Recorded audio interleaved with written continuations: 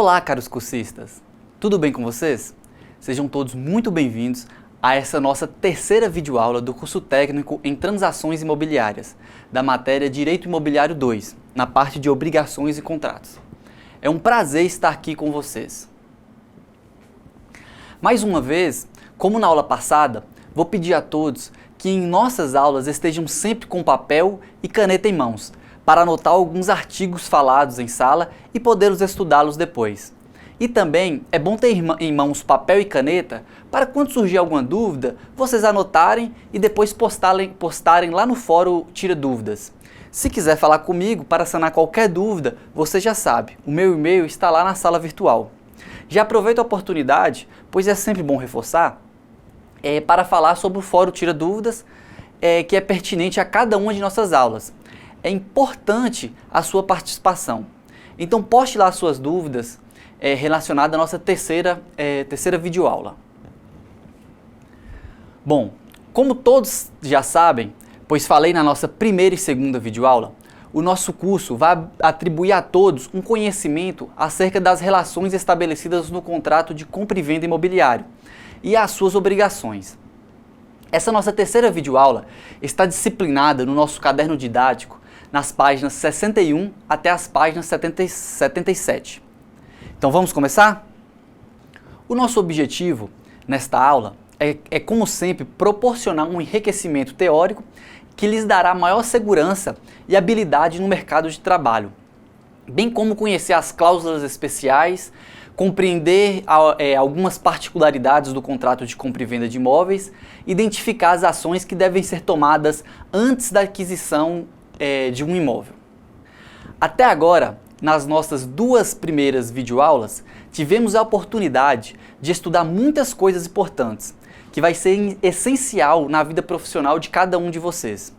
Vamos dar uma breve recapitulada sobre o que já estudamos?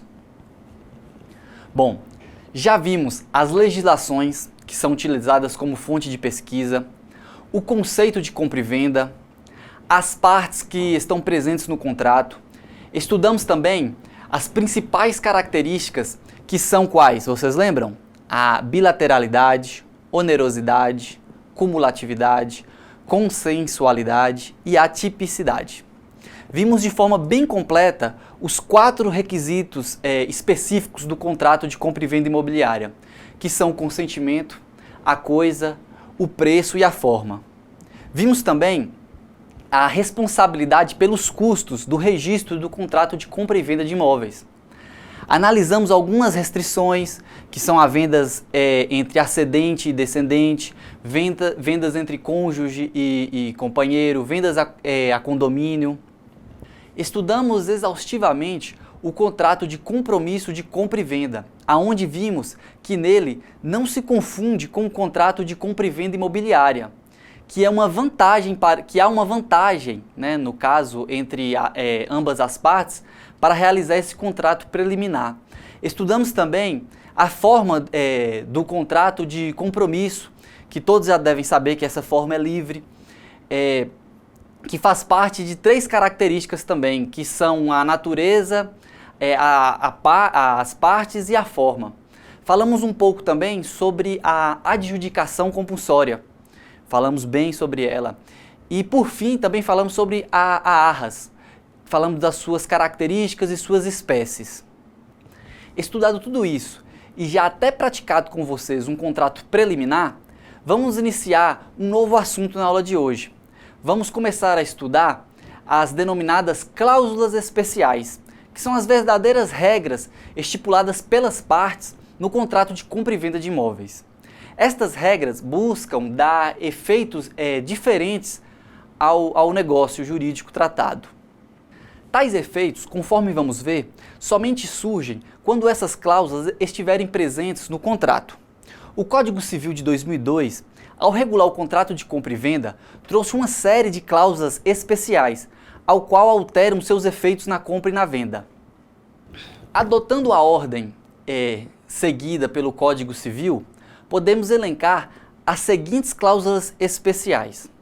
A cláusula de retrovenda, nos artigos 505 a 508, a cláusula de venda contendo a cláusula de venda subjetiva à prova, que está nos artigos 509 a 512, a cláusula de preempção ou preferência, nos artigos 513 a 520, a cláusula de venda com reserva de domínio, que está nos artigos 521 a 528, e a cláusula de venda sobre documentos, que está nos artigos 529 a 532.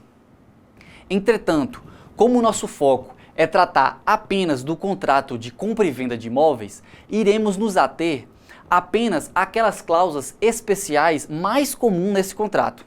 Assim, trataremos somente nessa aula das cláusulas de retrovenda e da de preempção ou preferência. Bom, a cláusula de retrovenda, que também é conhecida como cláusula de resgate, somente se aplica aos contratos de compra e venda de imóveis, isto é, não pode ser aplicada aos contratos de compra e vendas de bens móveis. Esta cláusula trata-se de um pacto inserido no contrato de compra e venda pelo qual o vendedor ressalva o direito de reaver o imóvel que está sendo alienado, no caso vendido, dentro de um certo prazo, restituindo o preço e reembolsando todas as despesas feitas pelo comprador no período do resgate. Isso desde que previamente sejam ajustadas. Essas regras está no artigo 505 do Código Civil de 2002. Sendo assim, presente a esse pacto de resgate, o vendedor pode, caso tenha interesse, desfazer o negócio e reaver o imóvel anteriormente vendido, isto é, desde que efetue a restituição de todas as despesas realizadas pelo comprador e desde que faça no prazo máximo de 3 anos do contrato de venda. Esse prazo é importante, um prazo de 3 anos. Agora, vamos para um exemplo típico de cláusula de retrovenda, que é inserido em um contrato de compra e venda imobiliária. O vendedor, estando de acordo com o comprador, se reserva o direito de, no prazo de 3 anos de contrato, da data da assinatura, reaver a venda que já foi feita. Entretanto, ele se obriga a devolver ao comprador o preço mais as despesas que foram gastas. Sendo assim, irá reverter em proveito do comprador todas as rendas que o imóvel produziu até a manifestação do vendedor, sem que pertença ao vendedor o direito de pedir a reposição, ficando ao encargo do comprador as despesas com os respaldos e as reparações de conservação do imóvel. Despesas estas que lhe serão reembolsadas caso ocorra a retratação prevista nessa cláusula. Conforme se observa, por exemplo, estão previstos todos os efeitos da cláusula de retrovenda. Agora, para poder ficar um pouco mais claro, conversaremos um pouco sobre o que seria retrovenda no sentido da sua palavra. No caso, retrovenda é a cláusula do contrato de compra e venda pelo qual o vendedor reserva o direito de resgatar a coisa, que é o imóvel alienado, dentro do prazo decadencial de 3 anos, mediante restituição do preço recebido e o reembolso das despesas do comprador, inclusive as de que durante o período de resgate se efetuaram com a sua autorização escrita ou para realizar as benfeitorias que foram necessárias. É bom saber que o direito de retrato pode ser exercido até mesmo contra um terceiro adquirente, mesmo que esse terceiro adquirente não tenha o conhecimento da cláusula em questão. Bom, analisada a cláusula de retrovenda, resta para nós finalizar o assunto cláusulas especiais. Então vamos começar agora a estudar as chamadas cláusulas de preferência. As cláusulas de preferência, embora não seja exclusiva dos contratos de compra e venda de imóveis, também a essas cláusulas se aplicam a todos os outros contratos, desde que previamente esteja pactuado entre as partes. Ou seja, se tiver um acordo entre o comprador e o vendedor, ela irá ser aplicada. A cláusula de preferência é também denominada e conhecida como cláusula de preempção. Ao conceituar essa cláusula, podemos perceber que os pactuantes podem estabelecer uma cláusula no contrato que obrigue o comprador de uma coisa, essa coisa sendo móvel ou imóvel, que no caso pretenda futuramente vendê-la ou dar em pagamento, que tenha a oferecê-la primeiramente a quem o vendeu originalmente. Porque assim, neste caso, irá ter a preferência em adquirir em igualdade de condições com quem também está interessado na compra, no caso um concorrente, certo? Assim, se trata de cláusula em que o vendedor de um imóvel se resguarda o direito de preferência quando for readquirir esse mesmo imóvel, caso o comprador resolva vendê-lo. É interessante analisar que, assim como ocorre na retrovenda, a cláusula de preferência somente produz efeito se for expressamente pactuada, ou seja, escrita, no contrato de compra e venda de imóveis. Caso contrário, não há de se falar em preferência do vendedor em readquirir o bem. Para poder ficar mais claro, vamos dar um exemplo. No caso, José quer vender sua moto, porque precisa do dinheiro para pagar, vamos supor, algumas dívidas. Só que José tem um carinho muito grande com sua moto, que no caso é uma primeira conquista sua material, coisa desse tipo. Sendo assim, ele vende a moto para Carlos, mas avisa e pactua em contrato, como cláusula de preferência, que caso Carlos resolva vender a moto algum dia, ele tenha a obrigação de oferecer primeiramente a José, o qual terá a preferência da compra em relação a um terceiro, desde que efetue o depósito do mesmo valor que seria pago por esse terceiro. Ficou claro?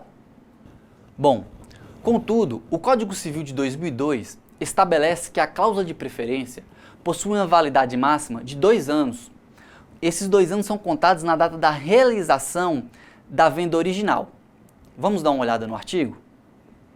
Podemos observar no artigo 513 do Código Civil de 2002 que a preempção ou preferência impõe ao comprador a obrigação de oferecer ao vendedor a coisa que aquele vai vender ou dar em pagamento, para que este use de seu direito e de prelação na compra, tanto por tanto. Vamos observar o parágrafo único que fala: o prazo para exercer o direito de preferência não poderá exercer 180 dias se for a coisa móvel. Como nós estamos estudando a coisa imóvel, devemos observar 2 anos. Vamos analisar assim. No exemplo anterior, suponhamos que tinha realizado o contrato em 29 de novembro de 2014. Para reaver a sua moto, o vendedor somente terá preferência nos próximos 2 anos, isto é, 29 de novembro de 2016. Passado esse período, esta cláusula perde a validade e não tem mais nenhum efeito jurídico. Outra informação de extrema relevância consiste no fato de que o vendedor apenas possui direito de preferência caso resolva pagar pelo bem o mesmo valor oferecido por um terceiro. Isto é, somente a preferência na compra quando o vendedor originário oferecer tanto por tanto. Bom, então nesta aula de hoje, na nossa terceira videoaula, já vimos as cláusulas especiais, que são a retrovenda e a preempção. A partir de agora, vamos abordar algumas características que se aplicam exclusivamente aos contratos de compra e venda de imóveis. Embora nossas aulas tratem de contrato de venda de imóveis, de diversos momentos apontamos já características que se aplicam não apenas ao contrato imobiliário, mas ao contrato de compra e venda de um modo geral. Assim, apesar dessas análises anteriores, de observarmos várias características próprias ao contrato de compra e venda de imóveis, resta-nos, por fim didáticos, elencar e tecer breves comentários acerca de certos elementos que se aplicam tão somente ao contrato de venda de imóveis. Logo no início da nossa primeira aula, abordamos os requisitos dos elementos do contrato de compra e venda imobiliário. Está lá mais ou menos nas páginas 22 a 31 do nosso caderno didático. E como vimos naquela ocasião, a forma do contrato de compra e venda de imóveis vai depender do valor do bem que está sendo negociado, conforme dispõe no artigo 108 do nosso Código Civil de 2002. Não dispondo a lei, em contrário, a escritura pública é essencial à validade de um negócio jurídico que visem a constituição, transferência, modificação ou renúncia dos direitos reais sobre imóveis no valor superior a 30 vezes o maior salário mínimo vigente no país. Bom, após reler o artigo 108 do Código Civil, devemos guardar as seguintes regras. Vamos voltar ao slide? Se o imóvel, objeto de compra e venda, não ultrapassar o valor de 30 salários mínimos, não há a exigência da escritura pública. Logo, o contrato de compra e venda imobiliário pode ser firmado por instrumento particular, que é um contrato particular normal. O imóvel, caso ultrapasse o valor de 30 salários mínimos, obrigatoriamente, o contrato deve ser realizado mediante a escritura pública. Contudo, como todos nós já sabemos, o instrumento público é revestido de maiores formalidades, já que é elaborado por um serventuário da Justiça, em um cartório de registro de notas. Desta forma, nada impede de que as partes, ao invés de utilizar o instrumento particular, façam opção pelo instrumento público. O que não se permite é que, sendo obrigatório o instrumento público, as partes façam o instrumento particular. É bom, queridos cursistas, que vocês façam uma revisão da nossa primeira videoaula para consolidar os seus conhecimentos sobre os requisitos do contrato de compra e venda, em especial a forma desse contrato. Está tudo lá no nosso caderno didático. Bom, o contrato de compra e venda de imóveis, que pode ser instrumento público ou instrumento particular, deve ser registrado no cartório de registro de imóveis, a fim de que a propriedade possa efetivamente ser transferida para o vendedor ao comprador, conforme também está disposto no artigo 167 da Lei 6.015, de 31 de dezembro de 73.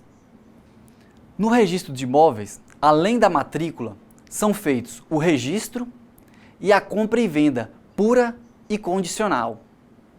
Assim, cumpridas as regras sobre a forma contratual, o registro é um ato obrigatório. Sem ele, o comprador não se torna efetivamente proprietário do imóvel. Logo, devemos relembrar que o contrato de compra e venda por si só não é instrumento hábil a transferir a propriedade imóvel, que requer um registro no seu órgão competente. Somente é dono aquele que procede ao registro de compra e venda de imóveis no cartório de registro de imóveis. Pois bem, já analisamos duas características peculiares ao contrato de compra e venda imobiliária. Sejam elas forma contratual, escritura pública com regra e o registro. Sendo assim, vamos continuar analisando as particularidades da compra e venda imobiliária.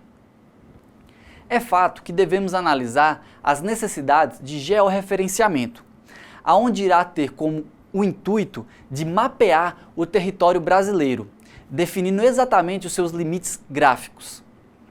O Ministério do Desenvolvimento Agrário e o Instituto Nacional de Colonização e Reforma Agrária procuram estabelecer uma política voltada à criação de um Sistema Nacional de Cadastro Rural e o Cadastro Nacional de Imóveis Rurais. Com esse objetivo, foi aprovada a Lei 10.267 de 2001, que, dentre outras atribuições, altera dispositivos da Lei de Registro Público, que é a Lei 6.015 de 73, e inova ao exigir o chamado georreferenciamento de imóveis rurais. É importante falar que todas essas leis estão disciplinadas como link lá na nossa sala virtual. Bom, vamos entender o que significa o georreferenciamento.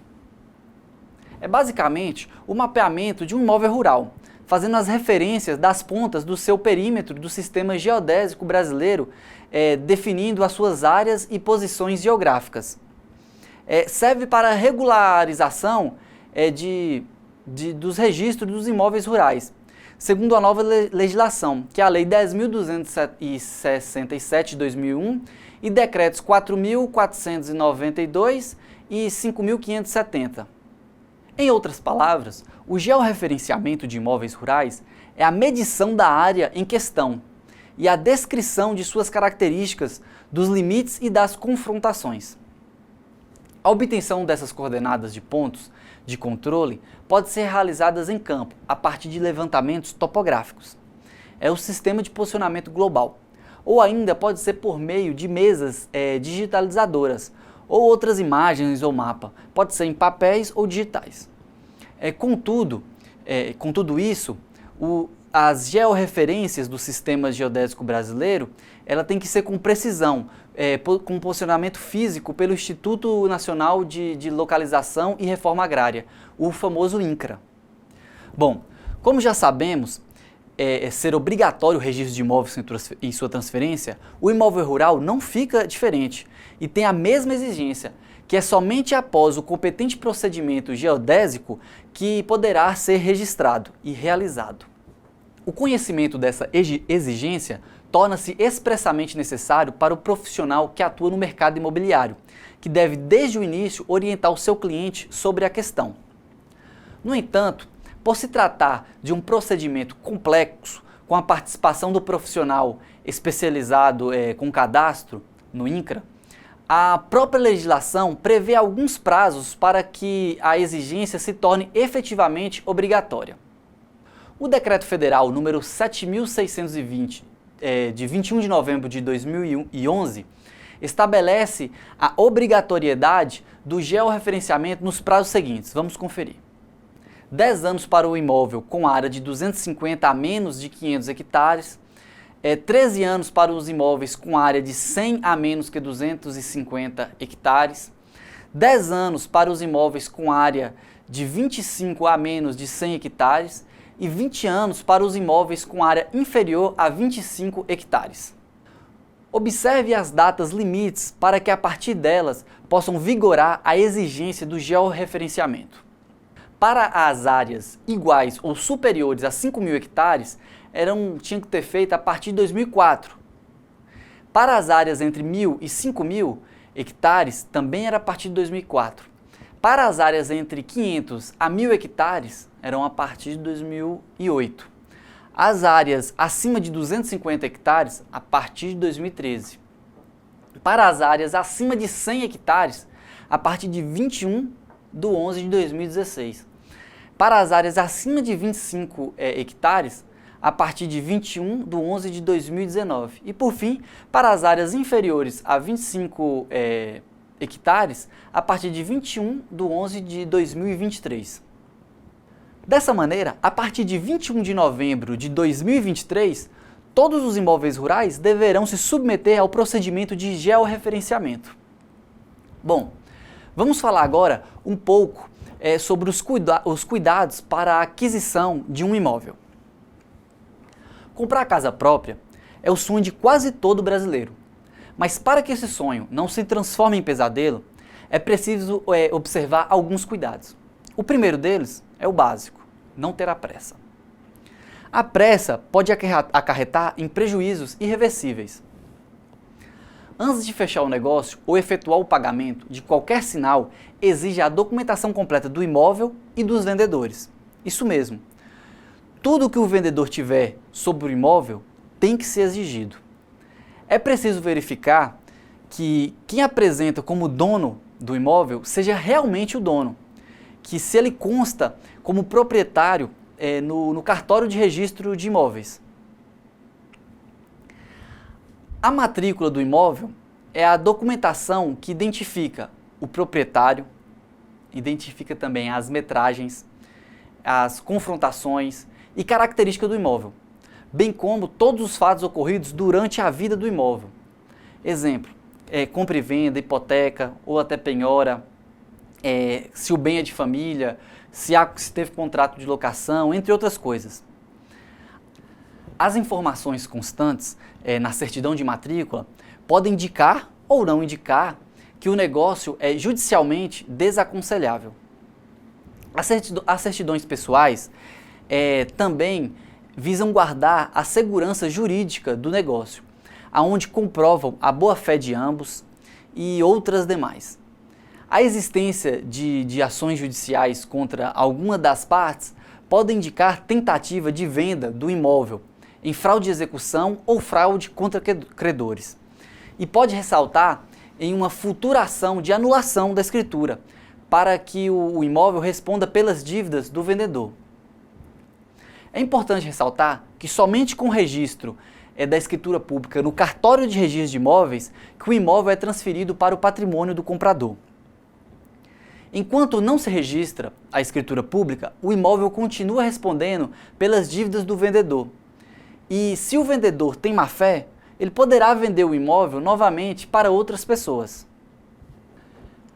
A escritura pública pode ser feita em qualquer cartório de notas, independente do domicílio das partes ou local onde esteja localizado o imóvel. E o tabelião de notas é um profissional de direito que é imparcial e dotado de fé pública e que compete às lavraturas de escritura pública.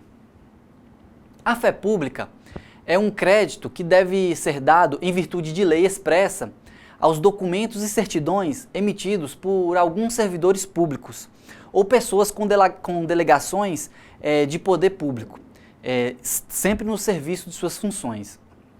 No caso em questão, o tabelião de notas que é este referido.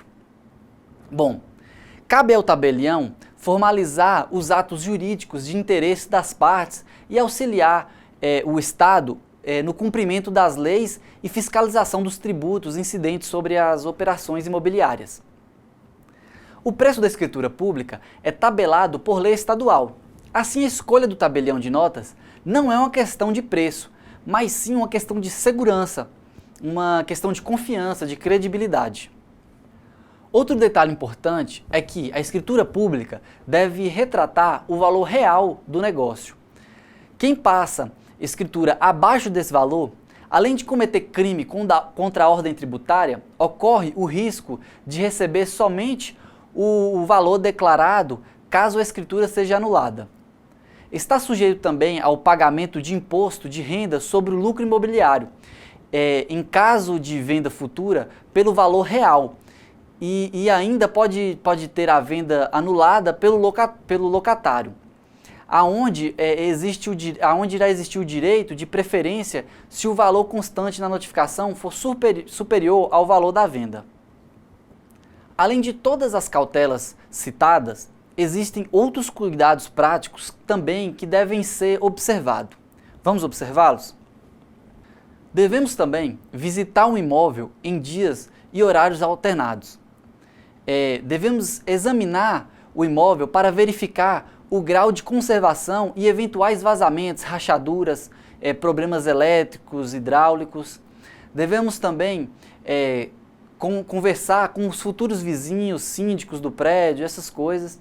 Devemos observar a questão de ventilação, sol, níveis de ruído na rua, trânsito na região. Devemos também confirmar o valor do condomínio, do IPTU, essas coisas. Devemos verificar se as vagas na garagem são demarcadas ou por sorteio. Devemos analisar também se a renda da família é compatível com os gastos para o pagamento das prestações e verificar os índices. Devemos verificar os reajustes, os juros, as correções do financiamento do imóvel. Devemos analisar também o loteamento, visitando ele, sabendo onde é o terreno, sua localização. Devemos observar as restrições ambientais de construções e os desdobros e lotes que possam adquirir nos imóveis, dentre essas coisas. Devemos verificar também o regime de construção, os prazos para início e entrega de obra, o memorial descritivo dos materiais, a existência de reclamações no PROCON, se há ou não. Devemos observar várias coisas. Se o registro está incorporado no cartório de registro de imóveis, todas essas coisas devem ser observadas com bastante cautela por nossos profissionais da área imobiliária. Bom, como já falado, todas essas análises devem sempre ser observadas e realizadas. Lembre-se que a compra de um imóvel é fruto de economia e muito sacrifício. Por isso, não corra risco. Consulte sempre o tabelião de notas de sua confiança. Bom, dando continuidade, faz-se necessário abordar uma modalidade de contrato que pode estar associado à compra e venda de imóveis. Na verdade, para aqueles que trabalham no mercado imobiliário, é possível verificar que grande parte das negociações ocorrem por meio de representantes, também denominados mandatários. Por isso, vamos analisar agora o contrato de mandato, aquele em que alguém elege um representante para contratar em seu próprio nome, como se fosse ele mesmo. Diante da necessidade de firmar compromissos, é cada vez mais comum que pessoas instituam contratos de mandato, nomeando outras pessoas de sua confiança para que as represente nos diversos atos da vida civil. É o que costuma ocorrer, por exemplo, nas transações imobiliárias. Por diversas vezes, ressaltamos em nossas videoaulas que a transferência do bem imóvel somente ocorre efetivamente após o registro no cartório competente ao qual o bem esteja vinculado. Nunca esqueça disso. Nesse sentido, imagine a seguinte situação. Eu, domiciliado na cidade de Montes Claros, resolvo comprar uma fazenda lá no Mato Grosso. Acertado o preço e demais detalhes de compra com o vendedor, devo começar a realizar a transferência junto ao cartório de imóveis do Mato Grosso. Ocorre que eu não possuo tempo hábil para estar me deslocando e concretizando essa transferência, que requer a minha assinatura e o reconhecimento de firma, dentre outras formalidades. Diante desse empecilho, o que eu devo fazer? Qual negócio eu devo fazer? Será que eu devo adiá-lo? O que deve ocorrer? Para problemas como este, existe o contrato de mandato. Vamos falar o que ele significa. Mandato é uma autorização dada por uma pessoa a outra para agir em seu nome. É uma função, uma representação delegada pelo povo ou por classes de cidadãos. Já o mandado é um ato de mandar, uma incumbência, um recado, é como um mandado judicial, o que ocorre para levar alguém perante ao juiz. Vamos voltar ao caso que estava dando como exemplo. No caso eu poderia transferir os poderes para alguma pessoa de minha confiança, para que me representasse e efetivasse a respectiva transferência do bem, para evitar o meu deslocamento. Como se pode perceber, trata-se de um instrumento inegável praticado no cotidiano das transações imobiliárias, razão pelo qual não poderíamos deixar de fazer alguns comentários sobre o assunto. Antes de mais nada, temos que informar que a previsão legal do contrato de mandato, aonde tem as suas regras delineadas nos artigos 653 a 692 do Código Civil de 2012. Lá estão previstas todas as cautelas que devem ser observadas a esse tipo de pacto. Bom, o contrato de mandato é um contrato pelo qual alguém, o mandatante no caso, transfere poderes para outra pessoa, que no caso é o mandatário, para que em seu nome pratique atos ou administre os seus interesses. O mandatário age sempre em nome do mandatante, havendo um negócio jurídico a ser representado, havendo um negócio jurídico de representação. No mesmo sentido, segue o artigo 653 do Código Civil, o qual dispõe que se opera o mandato quando alguém recebe de outrem poderes para, em seu nome, praticar atos ou administrar interesses. A procuração é um instrumento de mandato.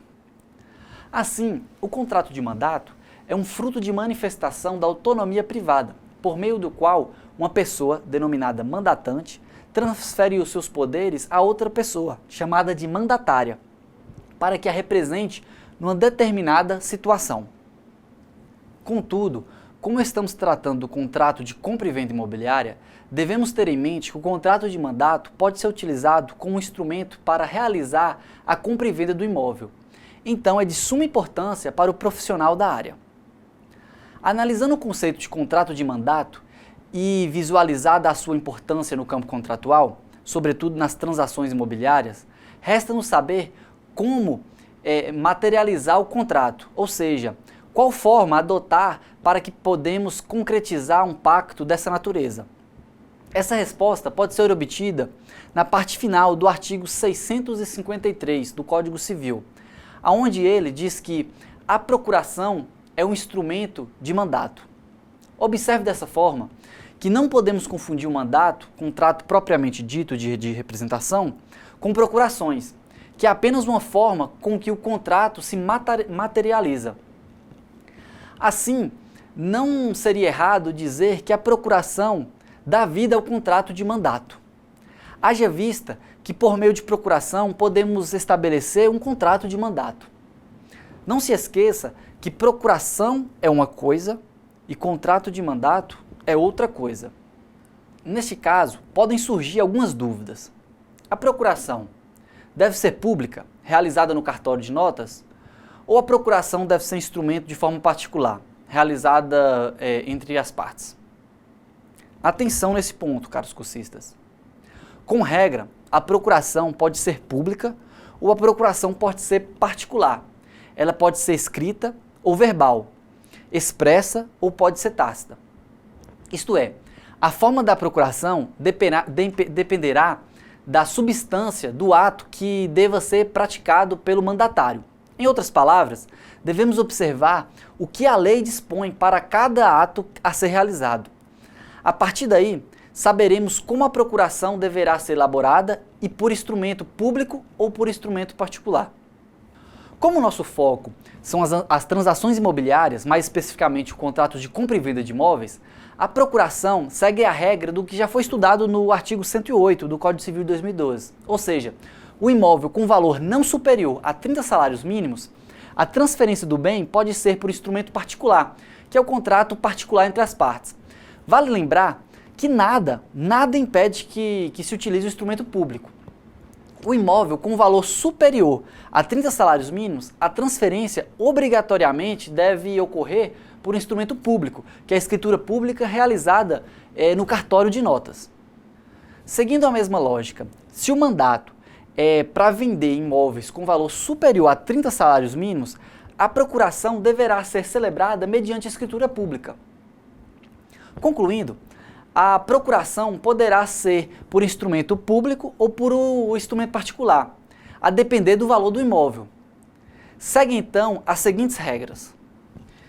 Imóvel com o valor menor a 30 salários mínimos, é possível adotar o instrumento público ou particular. No caso, seria um acordo entre as partes, o que melhor convir entre ambas. O imóvel com valor superior a 30 salários mínimos, a adoção obrigatória de instrumento público. Bom, queridos cursistas, é isso aí. E por aqui encerramos a nossa terceira videoaula. Na nossa próxima aula, vamos continuar falando sobre o contrato de mandato e outros. Eu espero que vocês tenham gostado e que tenham absorvido bastante coisa que vimos aqui hoje. Lembre-se de acessar a sala virtual e participar lá dos fóruns e postar as suas dúvidas. E não se esqueça dos estudos da apostila. Por enquanto, é só. Bons estudos, até a próxima videoaula e um grande abraço.